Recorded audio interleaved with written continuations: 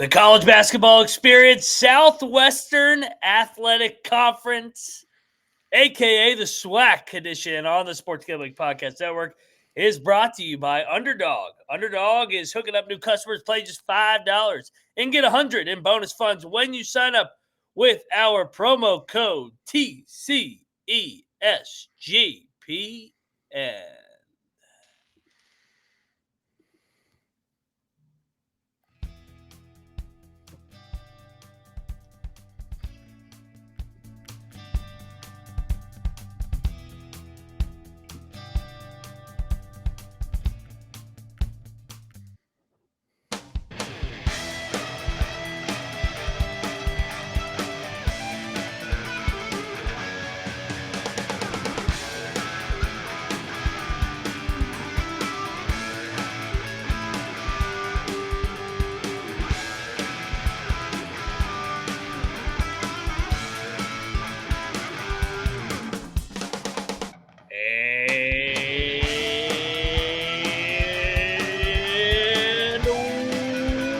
Welcome, everybody, into the college basketball experience, a.k.a. the SWAC-tion.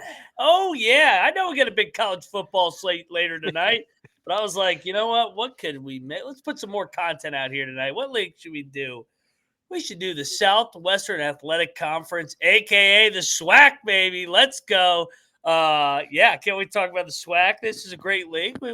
They do a good job of scheduling where they play on Monday nights, so we see this conference often, usually on YouTube is where they primarily play their games. So we'll talk about it. We'll break it down team by team. 12 teams in this league.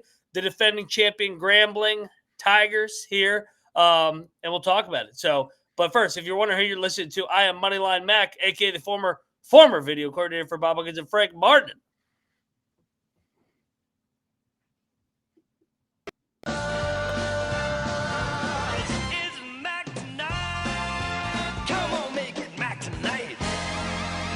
Cheers, everybody. Wednesday night. Sometimes technology just does not want to work the way you want it to. But, hey, tell you what does work. That is the Locks and Dog podcast. So get on over there and subscribe to that.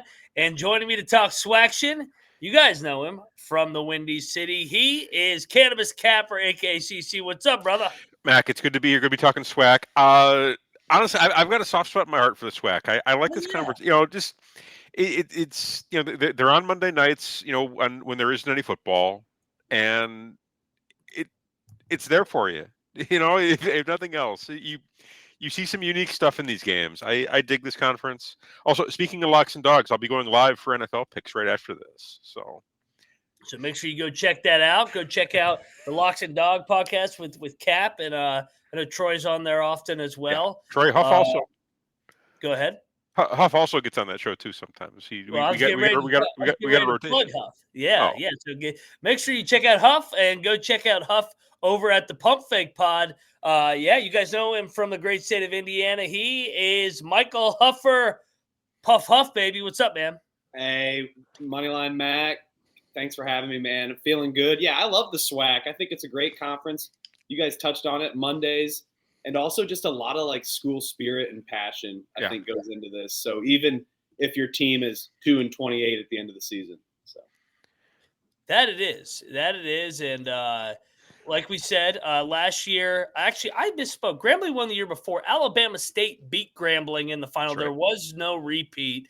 And then Alabama State went on to win a NCAA tournament game before falling to Auburn. They actually were pretty competitive in that game. They only lost by 20. But I mean, Huff, go check out the SWAC, not parlay. I was already ready to give out a SWAC parlay like it was MLK Day. We always give out the SWAC parlay on MLK Day every year. But go check out the SWAC preview on the Pump Fake Pod. Your overall takes before we go team by team on this league.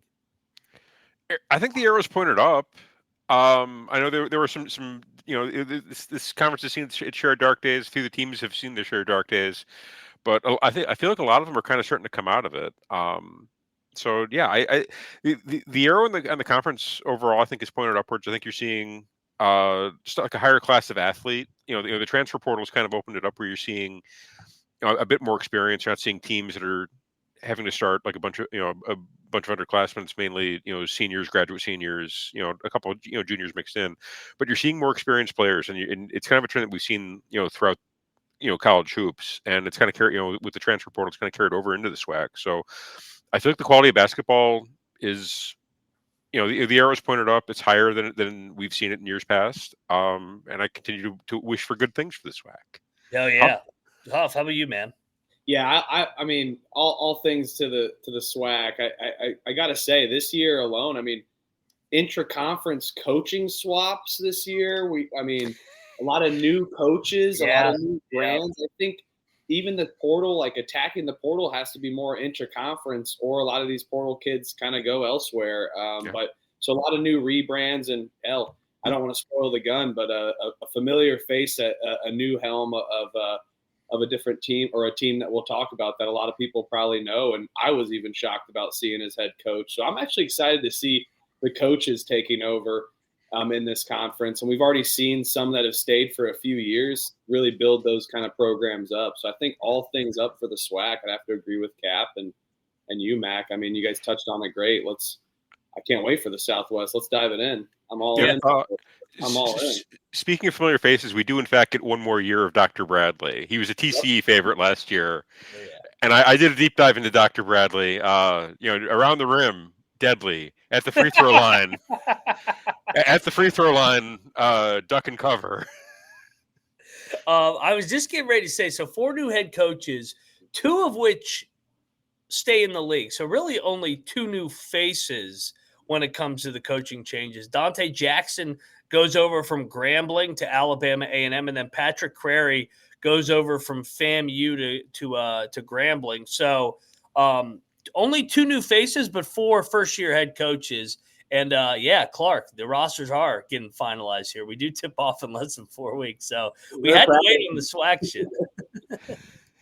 All right, let me hit an ad real quick, and then we will dive into Alabama A&M. Download the SGPN app in your app store for free, easy access to all the SGPN picks and podcasts today. All righty, we're getting into it, baby. The SWAC preview, 2025-26 season, youtube.com/college experience. I got a little pep in my step for the SWAC, baby. You should. Hell yeah, man. It's a great league. Donte Jackson, I just spoke about it. New era at Alabama A&M. This guy has proven he can win in this league. He has 3 regular season titles in the SWAC over the last, 7 years at Grambling. He finished, honestly, in the top 4 every year except for last year.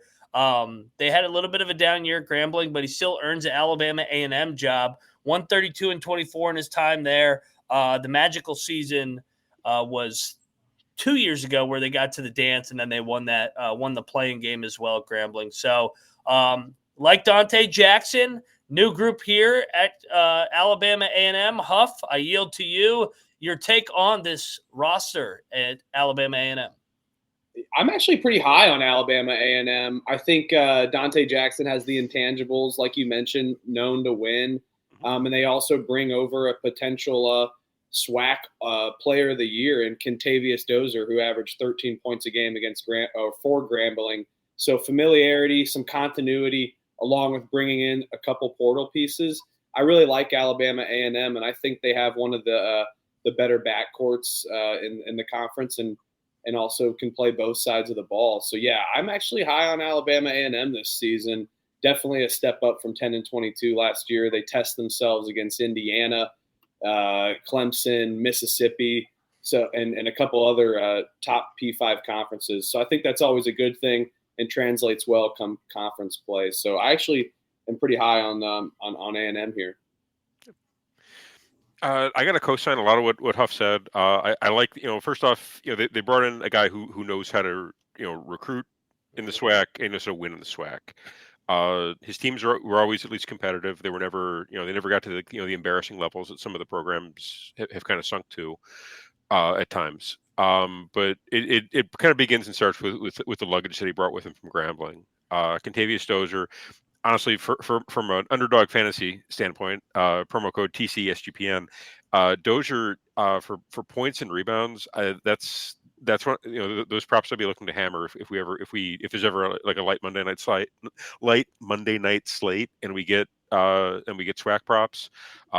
That's the guy that I'll be all over for points and rebounds, or probably or maybe even just the rebounds or just the points by themselves.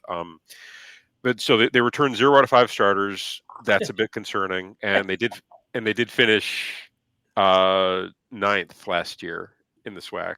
What are we laughing at? They returned 0 out of 5 starters. That's my favorite. Try to sell them. They returned 0 out of 5. But no, hey. well, it's kind of what's to be expected in the portal era. Like if you have a coach that comes in from somewhere else, your guys move out, his guys move in. So that's for a program like this. That's not the end of the world. I mean, it's a bit concerning that they finished 9th in the SWAC last year, 6-12, and don't return anybody. But it's not the biggest deal in the world. I think they've got there's a solid rotation here. I can kind of see how the rotation's forming up on paper, and they've got a proven winner in their first year coach. So arrows pointed up. They won't finish 9th this year. That I'll guarantee. I agree. I agree with you. Yeah. I was just busting your chops, Cap. Oh, bust away. Yeah, I like I said, I like Donte Jackson. At year 1, I'm trying to remember. Year 1, he won the league year 1 regular season at Grambling. Yeah, I think I kind of want to just blindly back Jackson. I think he needed a change of scenery, man. Yeah. I think Alabama A&M has more, and Alabama A&M in Huntsville has more resources than Grambling. So I think that's the main reason he took the job. So yeah, sign me up for a top half of the finish. I'll trust a guy that's won this regular season 3 times already and gotten to an NCAA tournament. I don't know if I'll say contender, but top half, maybe top half. Yeah. Well, we'll see where I end up with them in the end. All right, let's get over to the next team that's always competitive in this league. That is the defending champs here. Alabama State, Tony Madlock doing a good job down here. Year number 4, he is 57-78 overall. If you remember, he was the interim coach at Ole Miss, I believe, back in 2018 as well. Spent one year at South Carolina State before that. He was 15-16. Another veteran coach that I just kind of want to trust. I mean, each year they've gotten better and better, as you can see in the little three years leading up to his overall record. Last year they put it together. They got to the tournament. I trust Tony Madlock. Huff, how about you? Yeah, I mean, how can you not trust Tony Madlock and Alabama State, like you mentioned, always being just a proven winner.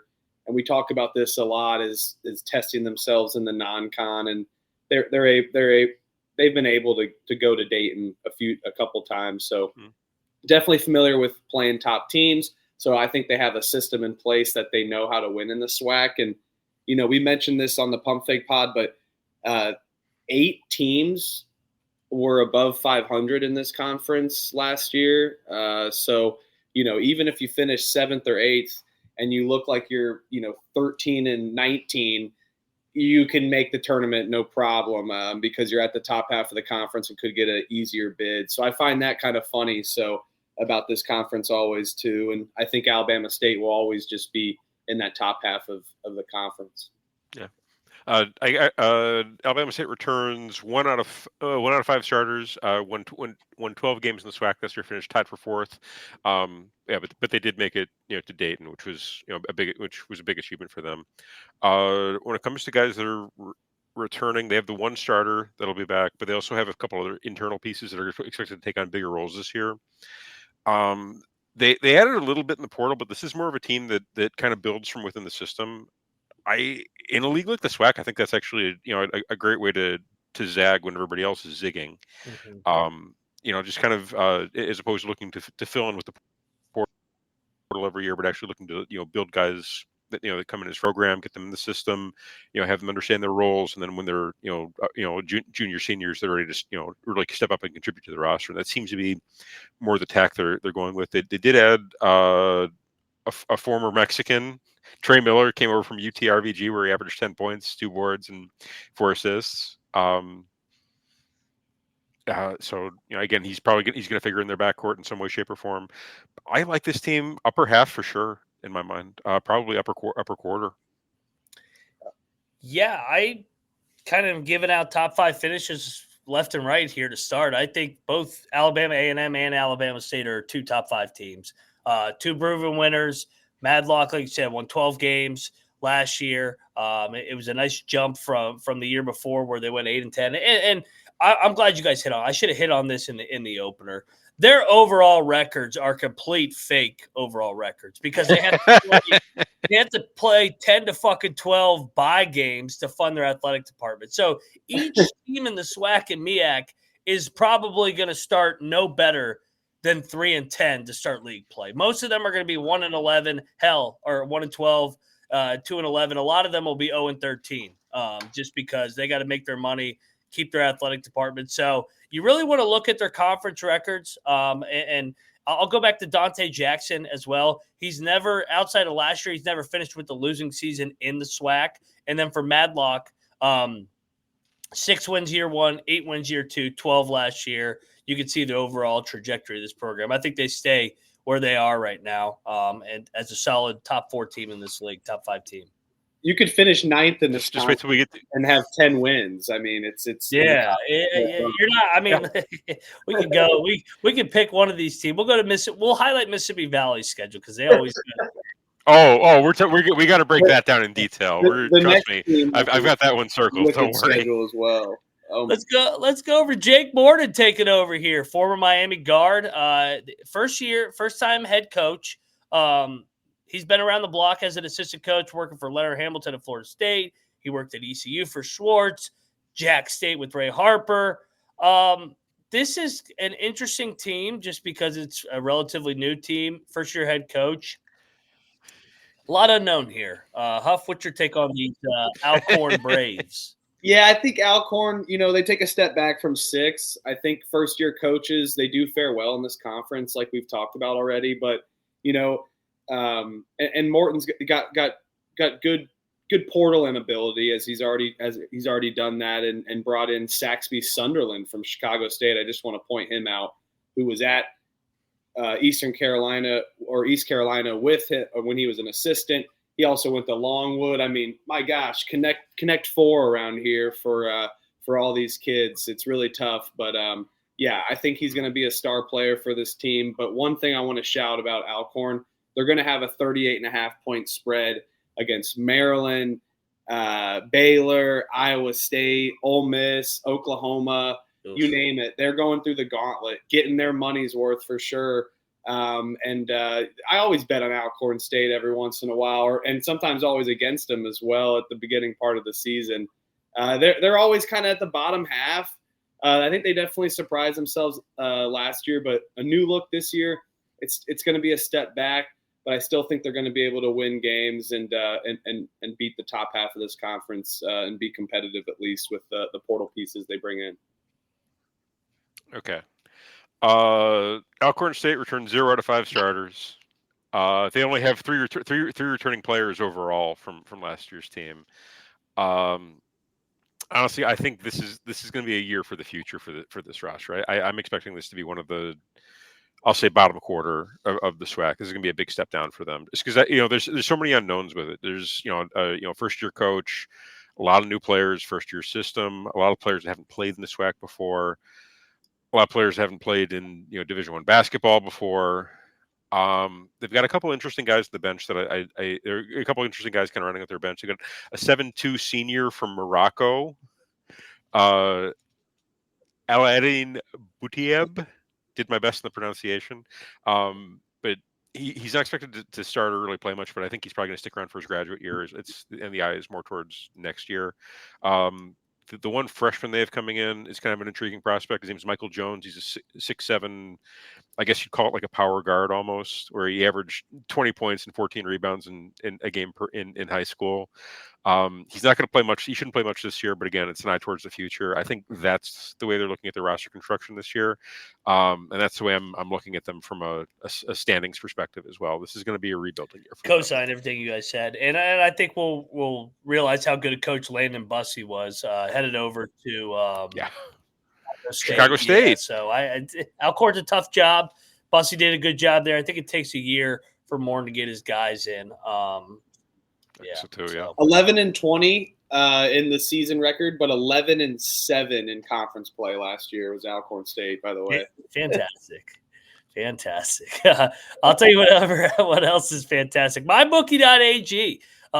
Your place to bet on basketball and everything else. Their prop builder's second to none. Their motto is bet anything, anywhere, anytime. Easy deposit and lightning fast payouts using crypto. So head over to MyBookie.ag. Use our promo code TCESGPN for a 100% deposit bet back bonus up to $500 for new customers. That's MyBookie.ag. Promo code TCESGPN. We're also brought to you by Novig. Novig is America's #1 sports prediction market, getting you the best prices everywhere.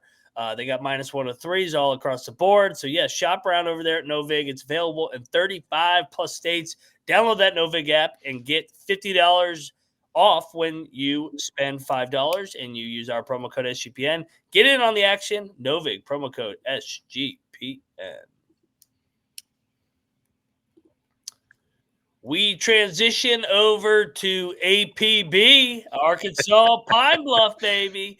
Let's talk about these Pine Bluffs. Solomon Bozeman headed into year number 5 now. 36-88 overall. I will say his conference record is not good. 22-50 overall. Last year, disappointing. 11th place. 2 years ago, they were all right. They were 8-10 in league play, tied for 8th. Dr. Bradley was a big part of the struggles last year because we never knew if he was playing or not. I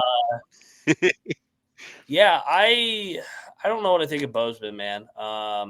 He's got to prove it to me. He's never finished over 500 in the SWAC in his 4 years. Is this the year they do it, or do they continue to trend downward, Huff? I'd have to agree with you here. I'm not impressed by Bozeman. He's kind of maybe that employee that's been sticking around a little bit too much, and no disrespect there by any means, but at some point you have to have a step up, and it just has not been there. And now it's coming up on year 5 here for Solomon Bozeman, and a decent non-con record, a bad conference record, just the opposite of what we've talked about.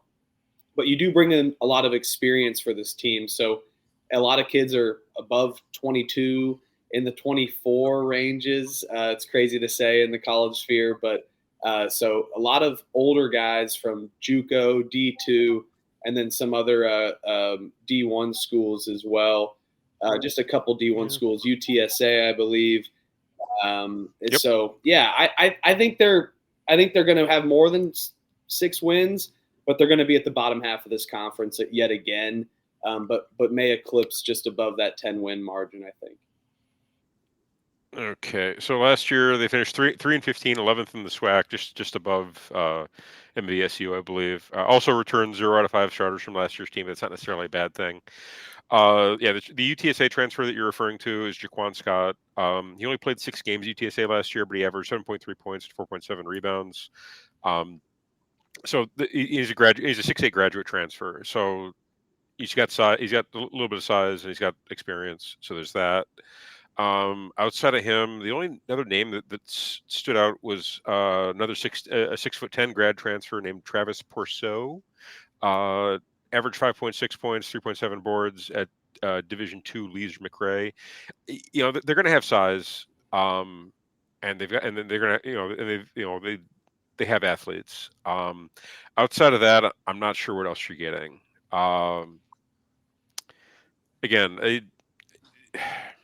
This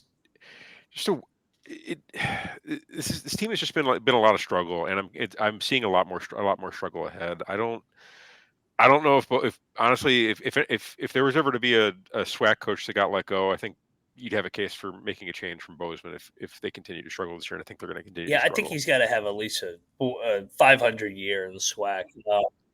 I don't with this roster. Yeah, I don't see it either. So. This is a fade for me. Bottom tier team of the SWAC. The best thing about APB continues to be their logo.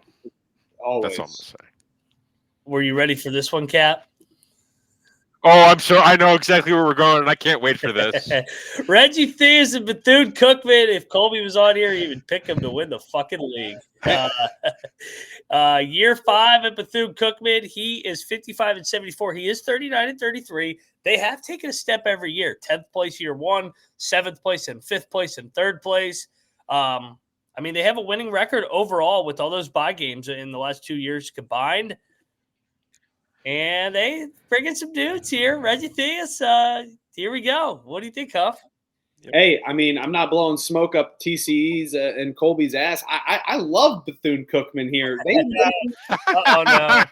Bethune! They may be the most talented team, top to bottom, 100%. You bring back Jacoby Hetty and Zion Harmon, who played at Seton Hall. Now they're back. I mean, that's a Shaq and Kobe kind of for the SWAC. I think they're both going to be fighting for SWAC Player of the Year. And let's not forget Dr.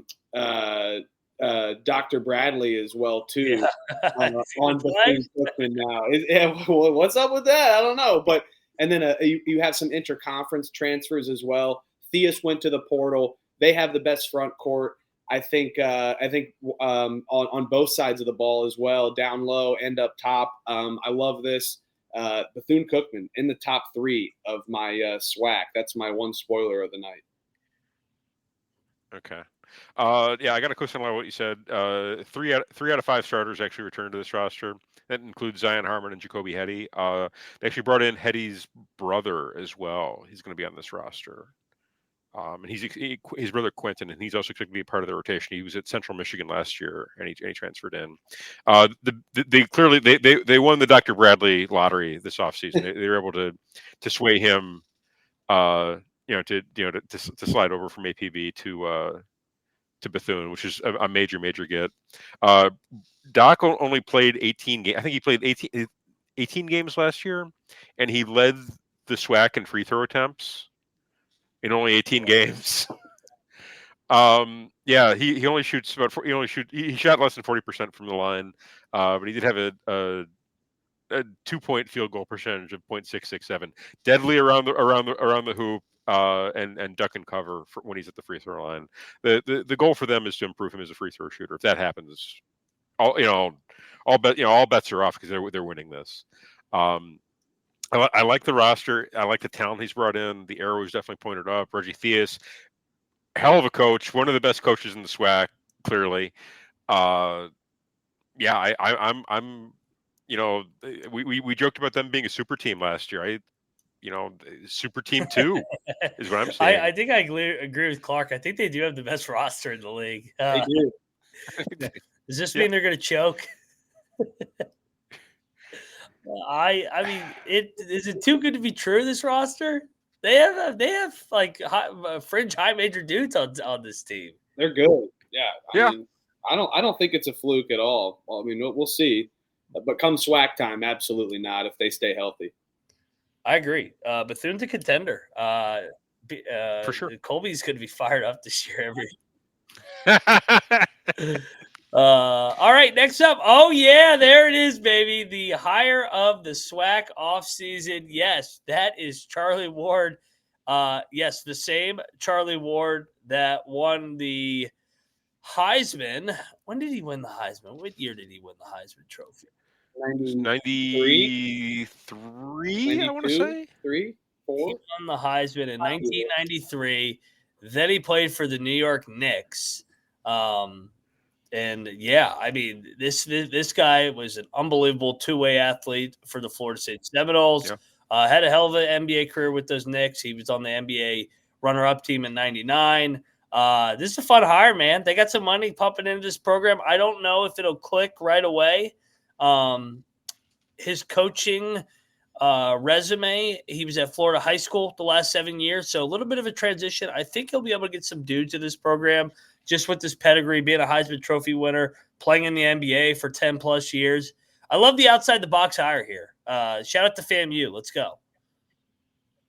Yeah, let's go, FAMU. I mean, I think, they exceeded expectations and, had a surprise year. And now they're going all in on this on their athletic program, like you mentioned, and gotta love it. You also bring in Anquan Bolden's son, Anquan Bolden Jr. from Buffalo. And then you retain Jordan Chapman as well. So, you're retaining talent, also going portal in. Charlie Ward's going to be good for the future of this program. I think they're definitely going to win games, just the talent they brought in. But definitely a future is bright. Maybe not the most glamorous 2025-26 season, but I think they're definitely going to be able to win games and beat these teams in the top half of the bracket, just like I mentioned with the talent that they brought in and the money pumping in there. For sure. Charlie Ward, he's connected to the Tallahassee area. I think he grew up in that area. Yeah, I mean, he played at Florida State. He won the Heisman Trophy at Florida State too. So yeah. So either way, the biggest question I have is he, what kind of a coach is he? And that's what's going to keep me from picking them to finish in the top half. I'd like to see it like in action if he can actually coach, or if he's just going to roll the ball out there and let the guys do their thing. That's I think that the talent that they brought in is legit. The only return, I think, 1 out of 4 stars, but again, it's kind of be expected with a new coach. The biggest question here is can Charlie Ward actually coach? Is it going to be which way is it going to go? As far is it going to be like a Reggie Theus where he builds a team into a perennial winner, or is it going to be more like, I'm trying to think of the worst player to ever transition into coaching, and the only ones I can think of. I was thinking like Isaiah Thomas or Magic Johnson. Could be. Isaiah won a couple seasons. Doug Gottlieb. There you go. God. Perfect example. Well. I saw him in an airport, and I literally was like, "Hey, shout out here's our podcast we do." I was like, "Yeah, don't listen to the Horizon preview though." Yeah, you don't need to listen to that shit. Yeah, just skip the Horizon preview. I got FAMU somewhere in the middle, just because I think that they have enough talent here to compete. But I do want to see Charlie Ward in action, like his staff. He's connected in the Florida area. They're going to get some players. FAMU trajectory up. And a lot of the reason why they're headed up is the job Patrick Crarey did last year at FAMU. I thought he really did one of the more underrated coaching jobs in all of America. FAMU was god-awful when he got there. And now they're pumping money into their program because of the year he had. 14-17, 10-8 last year in the SWAC. This guy won at St. Thomas in Florida at the NAIA level. Before that, he won at Washington Adventist. I don't even know how to pronounce that fucking school. But yeah, you see his record: 219, 145. Dude, this guy's gonna flip Grambling back over here and put them into a contender. He knows how to win, man, and he knows how to build a roster on the fly because he did it at the NAIA level for years and years. So he's been a head coach now for 15 years in this exact world. So yeah, give me Crarey to get Grambling going. Yeah, I have to agree with you, and I think the way that they're on the trajectory is always up for Grambling. We've mentioned they've won the conference, and they did well in the portal, bringing in tons of familiar faces from Florida A&M, and then also just all over the place. Another UTSA transfer, Appalachian State, Coppin State, but one I want to shout is Paul McMillan IV from Canisius from the NEC. I think.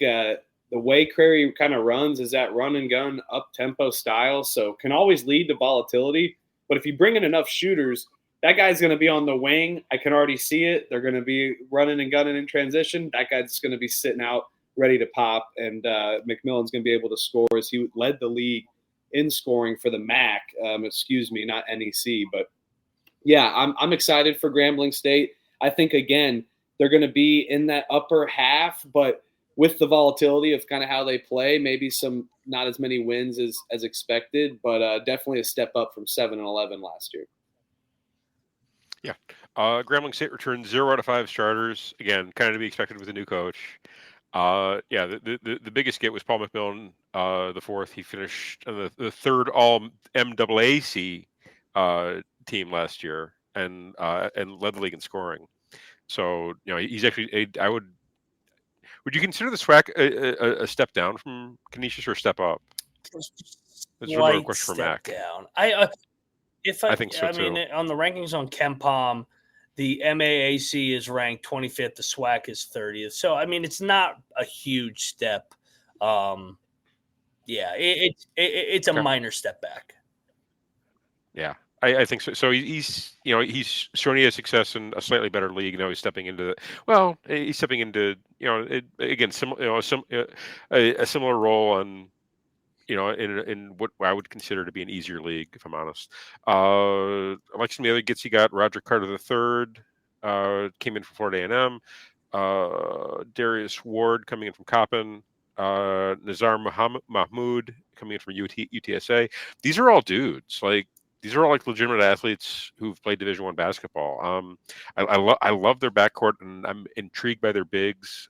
They've got a couple of really long athletic guys that should step into the big man roles and on the floor. So I'm intrigued to see what it looks like in terms of a final product. I think honestly, given the coach combo and the roster combo, I see a top 3 team here. Could be. I mean, Crarey got he got fucking FAMU to 7th after they couldn't even win a game. What was FAMU's record before? It was like 6-24 or less, maybe. I mean, they 23. Year before that, 7-22. I mean, they were a dump when he got there, and he turned that thing right around. So yeah, give me Crarey and company to take a nice step here. If you also want to take a nice step, do so over at Underdog Fantasy, baby. Underdog is a great place to play fantasy. Pick them where you can win 500 times your entry. Simply pick higher or lower on your favorite player stats. Available for a ton of sports. Underdog's got a brand new offer for new customers. Pay just $5 and get $100 in bonus funds when you sign up with our promo code TCESGPN. We're also brought to you by Rhythm. Rhythm is crushing college football and NFL right now. We got Missouri State and Liberty here tonight. Both are up. Missouri State just scored, so shout out to them. And they got picks and props all over the board. 8-2 on passing props over in week 5, and 5-0 in Dylan Gabriel props. So get on over there. Rhythm is giving away weekly cash prizes just for tracking your bets in the app. Track 5 bets on any model, and you can win up to $1,000. Use our promo code SGPN25 when you download the Rhythm app for 25% off your first month. Download Rhythm and use the promo code SGPN25.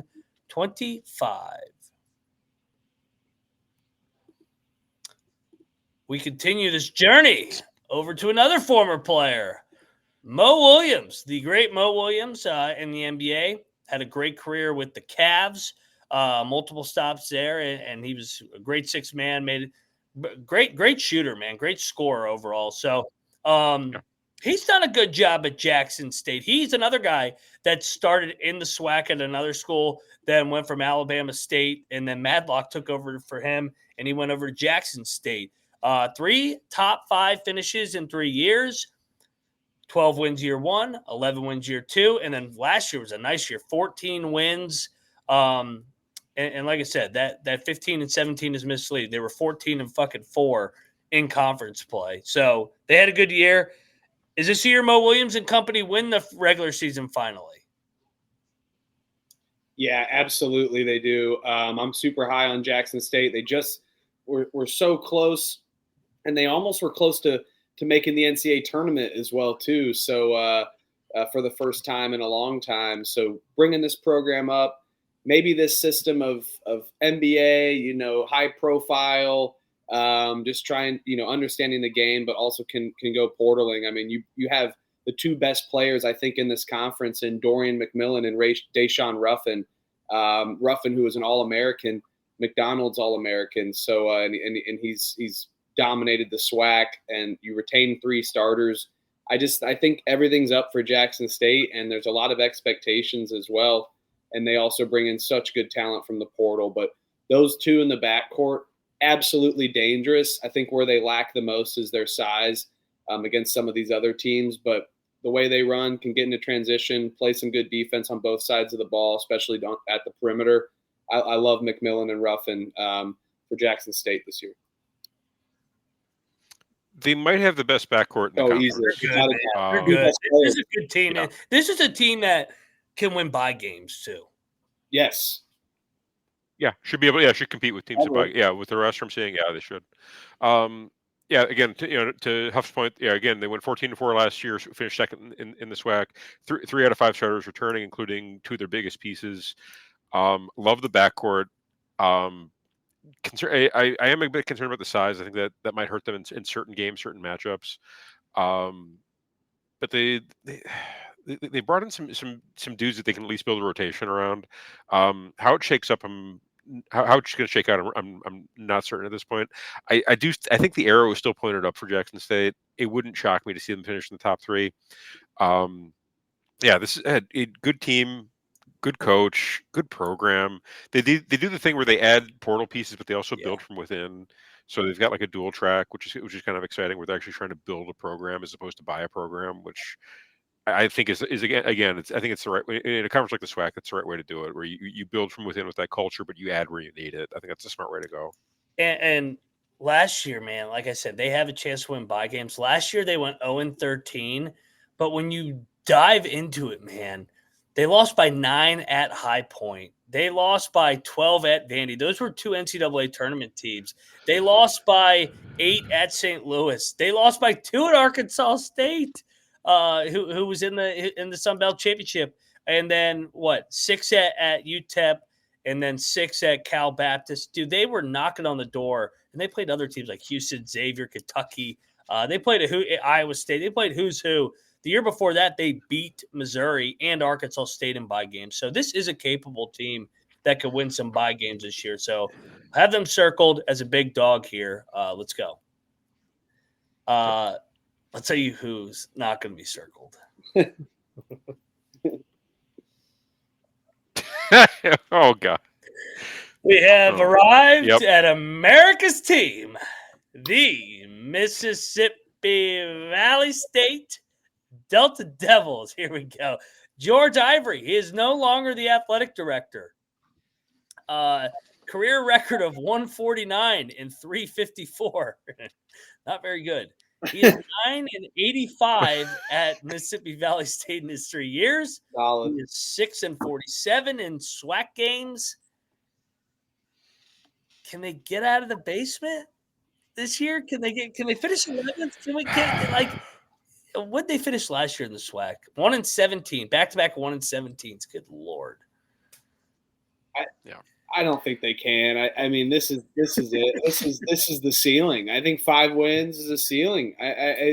It's what we expect, but it's what we love from Mississippi Valley State. So just know if you're at the bottom of the of everything analytically, standing wise, you name it, at the bottom of everything, you're at the top in media and brand likeness for sure. They do a good job of their brand.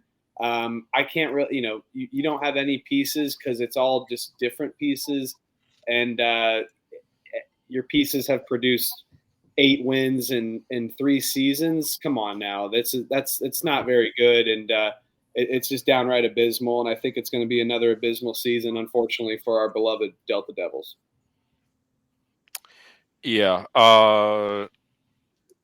They returned one out of 5 starters from a team that went 1-17 in the SWAC.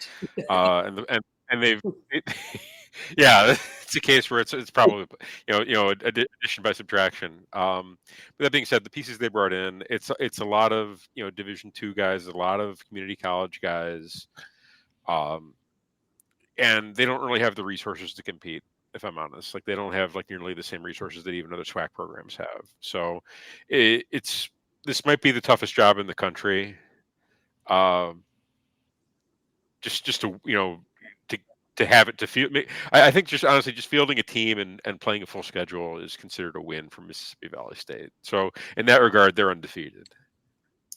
I did want to. Can we take a look at their schedule real quick? You are looking live Wednesday night, November the 5th, where the Valley State will be playing the Mississippi University of Women. This is where they pull with the 500. Let's go. Let's go, Delta Devils. Who's going to beat those Mississippi University of Women Owls? Mississippi Valley State is. That's who. That's always yeah, that's their one win. Then, yes. No, no. DePaul plays Chicago okay. State this year. Well, I Yeah, I don't think they have DePaul in the too. schedule. I can't remember which one though.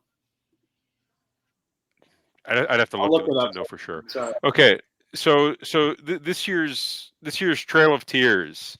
The early part of their schedule isn't they have they're on the road from the 5th to the 14th before they get Manhattan coming to Itabena.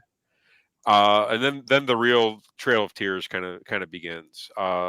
C-Sub, Texas A&M, ULM, K-State at K-State, Florida State at Florida State, West Virginia at West Virginia, Oklahoma at Oklahoma. Hey, when did they play West Virginia? What date did they play West Virginia? December 22nd. I'm going to be in Morgantown. Merry Christmas. You got to go. You got to get boots on the ground to see the Valley Delta Devils in action. Yeah. They're also going. They're doing one of the Hawaii tournaments too, so you get to travel to Hawaii as well. At least you get some good vacations. Hey Cap, DePaul does play APB on True TV December 6th on True TV. You're on True TV. Is that Martin Luther King Day? No, December 6th. No. And Wintrust against APB. It says it's on True TV. They must be showing games this year. That's sick. Must be an HBCU classic. They've been trying to do more HBCU showcase games, so maybe that's one of the HBCU showcase. I'm not sure they want to showcase. I'm not sure they want to showcase Mississippi Valley though.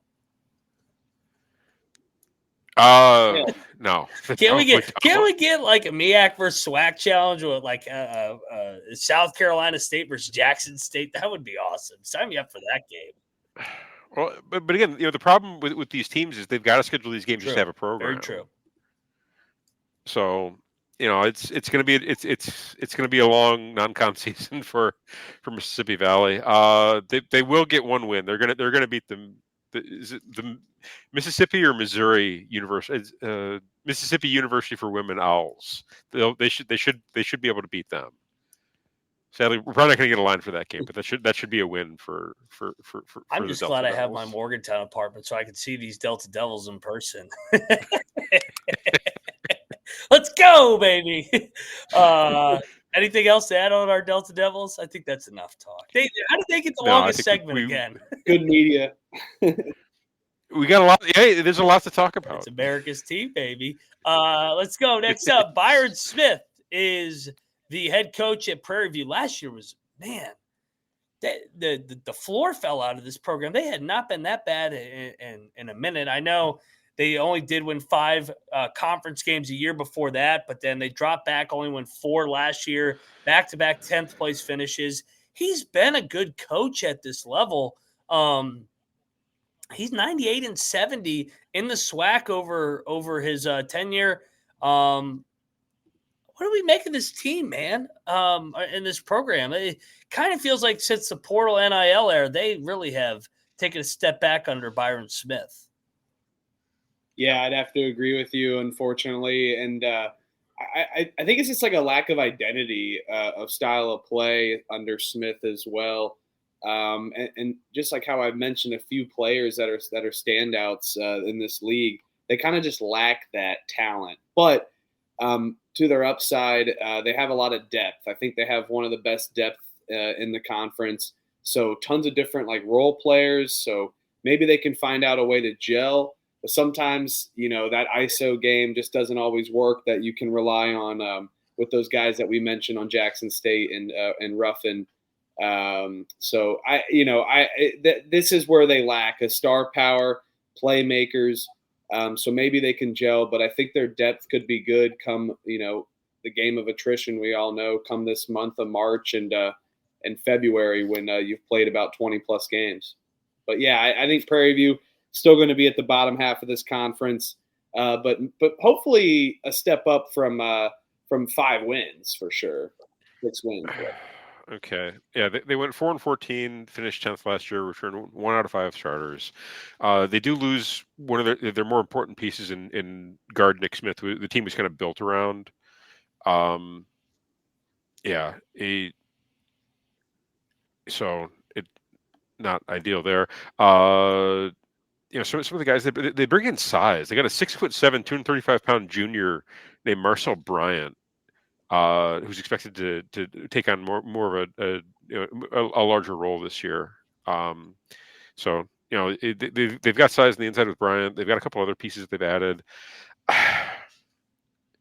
I gotta say the arrow was pointed up, but I don't know how I don't. It's a very we're talking like a 30-degree angle as opposed to like a 45. It's not a very they should be better than last year. There should be improvement, but I don't think it's going to be like top half. It's still a bottom half program at this, in my eyes, at this stage.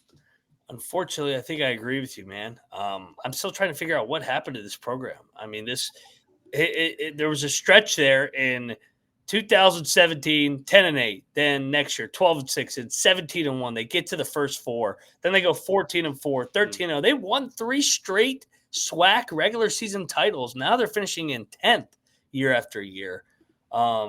Disappointing, to say the least. Let's talk about these Southern Jaguars, man. Kevin Johnson doing a good job. Year number 3. Year 1, they finished 3rd in the conference. He went 12-6. Last year, they won the regular season, 19-10, and 14-2 in league play. They get knocked off in the conference tournament. So Southern's going to be right there to compete again. They got picked off by Grambling. Yeah, I remember that upset. So overall, Kevin Johnson doing a good job. What's your take on this, Huff? Yeah, I think coaches matter in this, and as we all love in college basketball. Yes. But you lose a lot of your pieces last year, player-wise. That's tough with only one returning starter. But coaches do matter. Kevin Johnson, a proven winner in this league, and now 2 winning seasons. I at Southern, so that's always a good thing. That 3rd year, he needs to be able to actually, do his coaching prowess, kind of work with his talent of what he got, and tries to find some pieces. But another team that actually has a lot of depth, and that worked for them well last year. And I think he still had to work with what he got. So and was a proven winner. And they were covering against Texas A&M last year. I remember they were playing good bye games. Southern was, so they were a really physical team. And I think Johnson's system is behind that of being physical and forcing you to long possessions on offense, and that works well in the SWAC. So I think Southern again will win games under Kevin Johnson, even with their lack of talent and losing a lot of pieces last year. Yeah, they may only return 1 out of 4. 1 out of 5 starters, returning to this team, but they return about half their rotation, which is I think is actually as important. It's almost as important as returning starters. Just being able to have guys that you can rely on, that have been in your program, been in your system, be able to ask them to take a step up, in terms of minutes, in terms of production. That's kind of where they're at. Is where they've got guys that were in the system. They've got a group of guys who were in the system and are looking to get a bit more out of this year. So I do like that there's like a building aspect to the program, that it's not just like, again, going out and looking to buy a team every year. And just kind of roll the ball out there and hope what happens. They have a system. They have guys returning in that system, and they've also added a few pieces that I think are solid. I'm a bit worried about their overall size. I think they've got one of the weaker front courts in this, but I like their backcourt an awful lot. And when it comes to bench depth and some of the coaching intangibles, I think again they're right there. So I do see Southern as an upper half team. I don't know that this is a team that's going to win 15 games in conference again, but I do see them as, again, solid upper half. A team that if you have to go into their gym, you're going to have a tough night. So that's kind of where I'm at with Southern at this point. I agree. I like this team, and I like Kevin Johnson. I think he's a pretty good coach. So, guy I'll trust. He's given me a 2-year sample size to finish in the top 3 back-to-back years. A lot of returning production. And let's get over to these. Actually, I'm sorry, Mac. One other thing, as far as scheduling, they've got one. Their non-com is also. It always is, and they've won bye games before. They were covering. They open at Arkansas, then visit Marquette two days later. They also have Washington, Texas, and Illinois, UNLV, and Mississippi State. Oh, I'm sorry. Wait, I made that mistake. No, I got the first 4 right and the last 2 wrong. Apologize. They won at UNLV and Mississippi State previously. Let's go. All right, this is a good program. This one usually has the pedigree year after year, even though they finally have not won in a couple years now. Texas Southern, I think it's back-to-back years. Johnny Jones has finally not got into the dance after 3 straight appearances. But Johnny Jones, every year except for 1 year, he's had a winning record in the SWAC. He's 80-41 in his 7 years in the SWAC. To my point, 67%. 121 and 107 overall. He's got over 400 career wins. Johnny Jones always seems to get his guys playing the best ball come March. Texas Southern used to be a system play in the SWAC, but they're going to be in the hunt once again. These what's their mascot? Are they the Jaguars? The Tigers. They are. No, Tigers. Yeah, Tigers. These Tigers. So yeah, Johnny Jones, good coach. Yeah, this is my pick to win the conference, not for the regular season, but always in the tournament. And, Mike Davis, shout out Mike Davis, proven winner, always getting Texas Southern out there to the tournament. And then, Jones as well is able to do it and has been able to do it and go to Dayton. But I think they're definitely going to be competitive this year. They have a ton of experience. And Jones knows how to win in this league. He's familiar with everyone's system and their coaching ability, which I think can translate, and the experience that they have and bringing a lot of pieces back and actually retaining talent, I think is a winning formula in the SWAC. So I like Texas Southern here to be in the top 5 of this conference for sure, and a little vengeance in the tournament. Yeah, but 12-6 last year, tied for 4th in conference. 2 out of 5 starters returning. What's nice is they've got at least 6 guys who average 5 points or more. Coming back this year, so they return a lot from a team that did well in conference. So I would look for them to take another step. Maybe crack the top 3. It's hard to bet against Johnny Jones, man. He's always in the hunt. Sorry, I was putting up content for Mississippi Valley State, so yeah. I always got to plug my Delta Devils. Like I said, they always steal the show on this preview because they're America's team. Would you potentially be able to try to get a press pass to the West Virginia MVSU game? I'll just walk in. I'll just walk in, sit behind their bench. You could probably do that too. Let's pick these teams. Mike is asking why the SWAC tonight. We got college football kicking off in 20 minutes, and we got to get the SWAC in at some point. Yeah, why not? This is a good time to get the SWAC in. I have a feeling that's not his last name, but Mike Hoochie. He got back. At number 12, I got these Delta Devils. I'll say that as well. Delta Devils 12th. Yeah, Delta Devils coming. Yeah, bottom of the SWAC, sadly. And number 11, I think I got to go Pine Bluff. I got to see it from them. Sadly, we're doubling up here. I'm going Pine. I've already done the SWAC prediction, so going off of what I already said, but I'll Pine Bluff 11th. Yeah. So. I'll put Pine Bluff at 11 for now. Yeah, Pine Bluff is my 11. Yeah, co-sign. Bottom 2. We know our bottom 2. This is where we're going to disagree, though. I have a feeling. I got Alcorn. Ah! I got Alcorn. New team, new coach. Show it to me, Jake Borden. I got Prairie View here. I think they still stay down, but improve upon 6 wins last season total. I've also got Alcorn down here at 10. There's just too many unknowns. They're not. It's gonna be a mess of a year at Alcorn State, sadly. I got Prairie View at 9. They continue to struggle. I don't know what else I can add to that. Do you think they get more than 4 wins? I think they do. If they finish 9th, maybe they can get 6. Maybe. Yeah, that sounds about right. I've also got them at 8. Or sorry, at 9. I apologize. I got Alcorn at 9. We flopped those 2. Okay, that makes sense. All right. At number 8, I got FAMU. Charlie Ward, Heisman Trophy winner. It looks tight, but we're heading in the right direction. Number 8 for me is Grambling State. I like Curry, but shout out Clark with the McMillan Paul McMillan left the program, family illness today, I think. So I think they're going to have issues with volatility, but they're still going to win games. Again, like we mentioned, being 7th in this conference isn't always a bad thing, total win-wise and for the conference wins. Okay, at 8, I've got Alabama A&M. No shade to that program. I think they're doing the right things, but I just think there's still some work to be done there. I see them taking a step. Last year they finished 9th, so taking a step up to 8, they get 7 conference wins. Yep. All right, at number 7, I got Grambling. They are banged up, to Clark's point in the chat, but I like Crarey. I think Crarey will get that new bunch playing hard. I think they'll be a pain in the ass come February in conference play because Crarey's a good coach.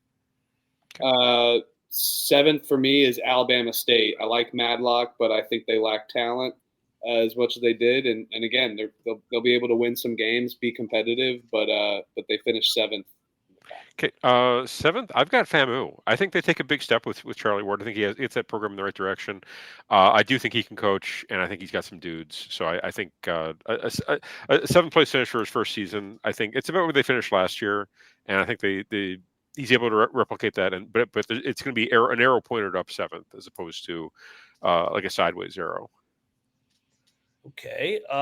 At number 6, I'm going to go Alabama State and Madlock. I did say I thought they'd be top 5, but I did end up liking some of these other teams. So give me Madlock and company to finish. This is still top half of the league.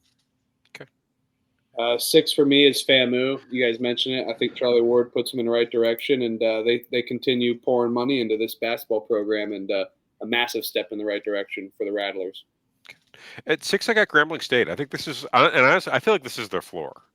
I don't see this team, just given the coach and given the situation, I don't see them finishing any worse than 6th.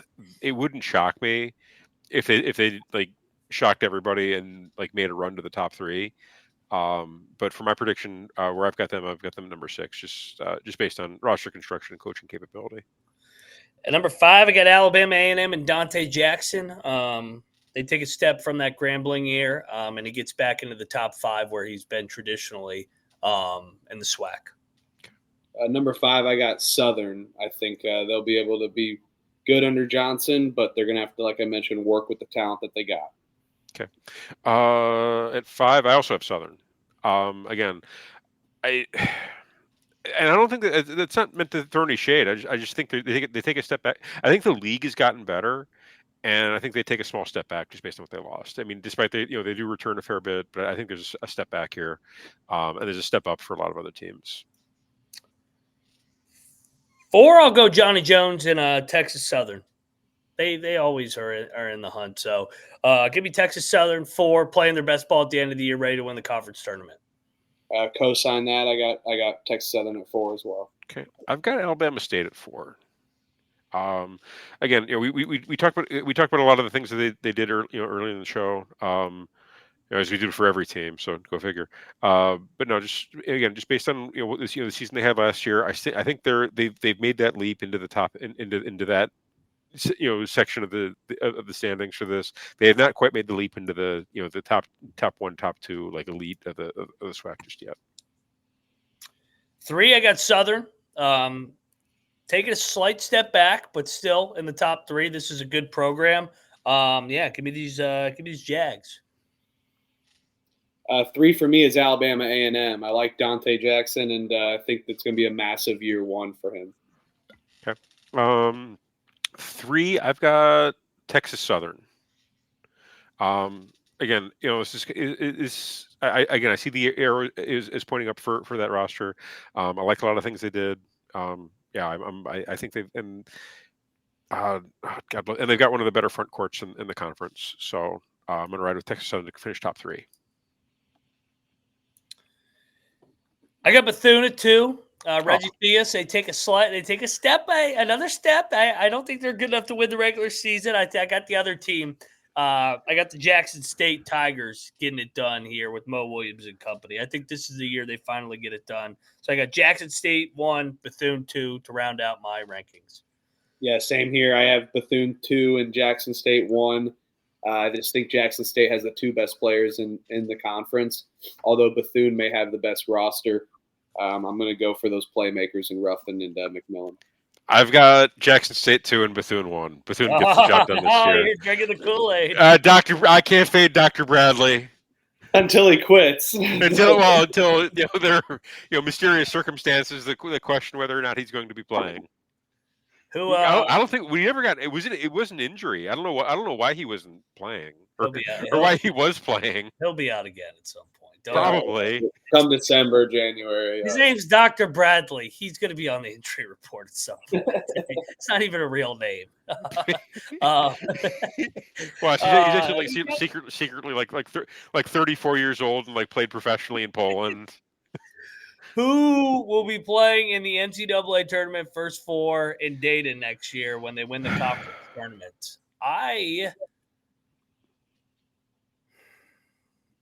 You guys go first? Yeah, I don't know who I want to pick yet. I'm going to pick Jackson State. I think last year left a bad taste in their mouth, and I think they want to. They're dedicated to kind of finishing the job is kind of how they've been talking about it in preseason. I think Jackson State gets the job done. I really like that roster, and I think they're come tournament time. They should be rounded into shape. I do like them to finish in the top three in league play, but I think they're going to be really dangerous in that tournament. Jackson wins the regular season, loses the conference tournament championship to Bethune Cookman, to Texas Southern is what I had, because it's just Texas Southern, and that's what they do in the conference championship. Surprise team. So it's in Georgia. I believe it's in Atlanta. Yeah. Okay. Yeah, this thing never goes chalk. Hey man, revenge tour for South Carolina State in the MEAC. Revenge tour for Jackson State in the SWAC. I got both 1 seeds winning regular season and conference tournament here. Let's go, Mo Williams and company. Okay, so I think we all know we can fade Mac in the SWAC and MEAC then. Because it never goes chalk. Didn't it last year? No. Southern. Oh no. In the regular season, 2 years ago, it did. Yeah. Grambling, I think Grambling ran the table in both 2 years ago. Well. So, all right, guys. It does it for the SWAC Wednesday coming up here in a little bit. The college football weekend games. Go check out the weekday games. Those are already out. We got 2 games in action right now. Liberty, UTEP, and Missouri State versus Middle Tennessee. Go check out the Locks and Dog podcast with Cannabis Capper and company. Go check out the Pump Fake Pod with Huff and company. Anything else, guys, before we get out of here? No, Mac, that'll be it. No. Tomorrow night, the Fun Belt continues. And, that's all I got. Go follow him at Cannabis Capper. Go follow Huff at, forget your handle. It is Michael_Huffer3. I'm at Moneyline_Mac. We are the College Basketball Experience. See you guys on the football channel here in a little bit, knuckleheads. And we are out of here. Jack Fucks. Got a beer. Yeah, right. Go get another beer, too. You gotta have a brewski to talk a little SWAC shit.